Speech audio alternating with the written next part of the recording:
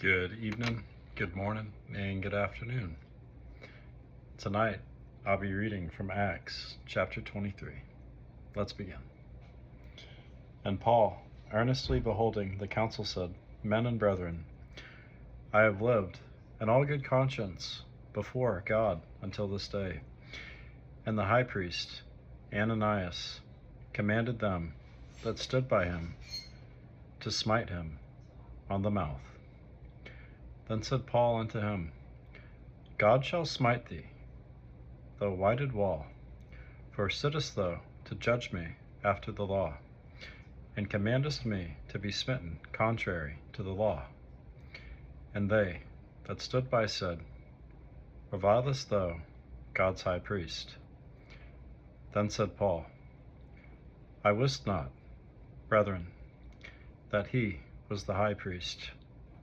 For it is written, Thou shalt not speak evil of the ruler of thy people. But when Paul perceived that the one part were Sadducees, and the other Pharisees, he cried out in the council, Men and brethren, I am a Pharisee, the son of a Pharisee, of the hope and resurrection of the dead. I am called in question. And when he had so said, there arose a dissension between the Pharisees and the Sadducees, and the multitude was divided. For the Sadducees say that there is no resurrection, neither angel nor spirit. But the Pharisees confess both. And there arose a great cry, and the scribes that were of the Pharisees part arose and strove, saying, We find no evil in this man, but if a spirit or an angel hath spoken to him, let us not fight against God. And when there arose a great dissension, the chief captain, fearing lest Paul should have been pulled in pieces of them, commanded the soldiers to go down and to take him by force from among them, and to bring him into the castle. And the knight, following the Lord, stood by him and said, Be of good cheer, Paul, for as thou hast testified of me in Jerusalem, so must thou bear witness also at Rome.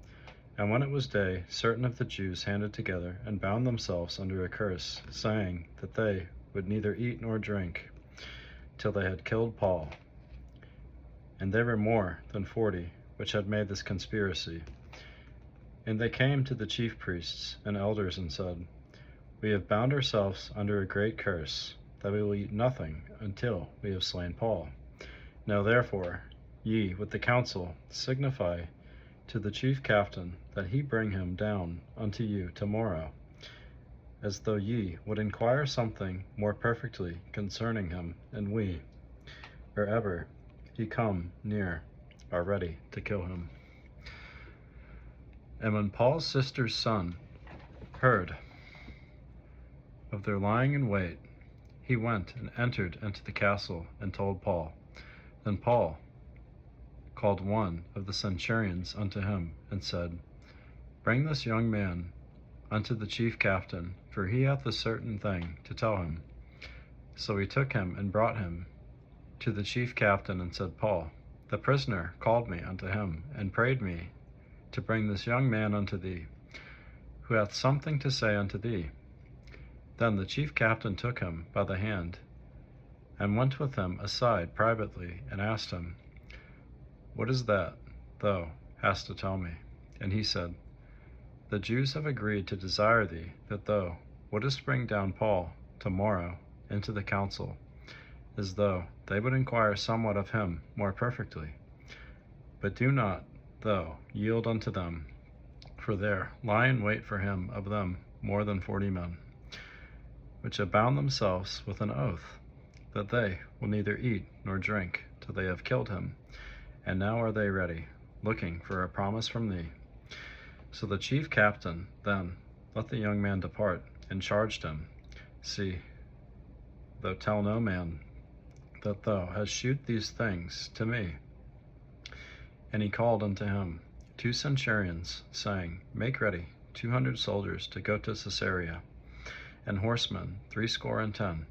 and spearmen 200 at the 3rd hour of the night. And provide them beasts, that they may set Paul on, and bring him safe unto Felix the governor. And he wrote a letter after this manner: Claudius Lysias, unto the most excellent governor Felix, sendeth greeting. This man was taken of the Jews, and should have been killed of them. Then came I with an army, and rescued him. Having understood that he was a Roman, and when I would have known the cause wherefore they accused him, I brought him forth into their council, whom I perceived to be accused of questions of their law, but to have nothing laid to his charge worthy of death or of bonds. And when it was told me how that the Jews laid wait for the man, I sent straightway to thee, and gave commandment to his accusers also to say before thee what they had against him. Farewell. Then the soldiers, as it was commanded them, took Paul and brought him by night to Antipatris.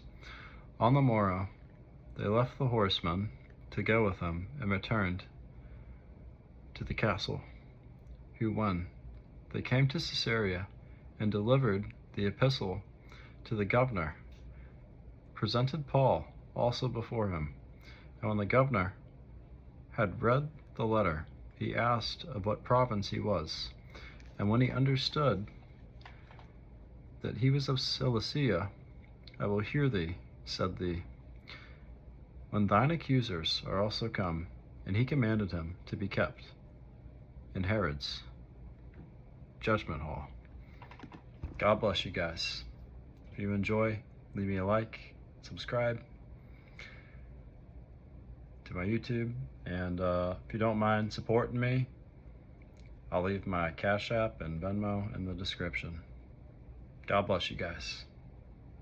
Thank you.